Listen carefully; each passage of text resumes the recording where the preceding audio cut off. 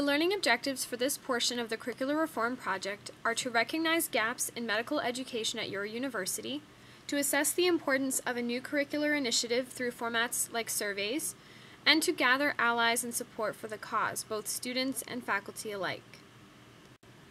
The first step in this process is an assessment of what your school already does. First things first, perhaps what you'd like to see already exists in another format or in another part of medical school education. In this way, it's important to talk to upperclassmen, to the student curriculum committee, or to take a survey of the student body to see if the topic you would like to address is important to your peers. At this point in the project, research becomes very important. Survey and focus groups can help prove to your school that your idea carries weight with the student body, and it's also important to get input and ideas from your peers because this can help add on and further develop your original concept. It's also very important to do a literature search and to see what other institutions might have done before. Once again, this adds validity to your concept and also helps foster implementation of your idea, especially if such a project has been carried out at another school.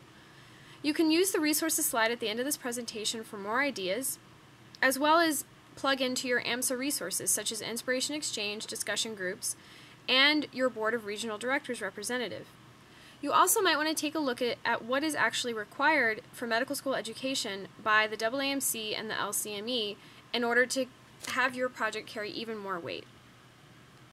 In terms of finding ways to present a curricular reform project, you might want to look at different design ideas. This can be done before or after the next step and the next slide in this presentation, which is finding allies and formally presenting your idea.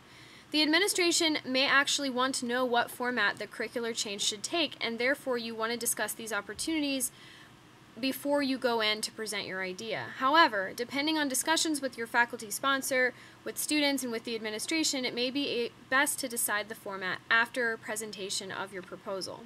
Some opportunities you can think about are electives and concentrations, which take longer to develop but also have more staying power, or you could try a dinner session, a speaker series, or even a lunchtime seminar to bring forth your new project idea. Possibly the most important part of developing a curricular reform project is having allies. We briefly talked about getting student interest via surveys, emails, focus groups, or even just talking to your friends. Similarly, you'll need students interested in helping you develop the idea past the focus group stage.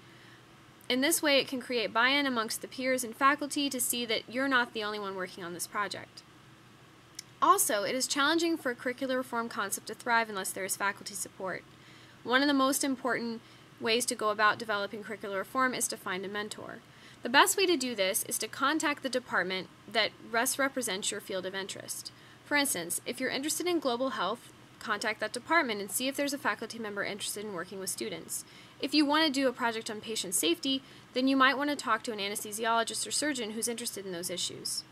With your faculty sponsor, you can brainstorm ways to approach the administration and to develop your data, and it's also usually best to have a meeting with those in charge with your mentor or to have him or her attend the meeting on your behalf. The next two slides are a list of resources designed to better help you develop your own curricular reform project. These range from a large vision of the future of medical education and the goals and outcomes therein, to a specific curricular reform project to introduce complementary and alternative medicine topics to health professional students. Please use these resources, your AMSA website, and any member of your AMSA medical education team for any further help. We wish you the best of luck with your project.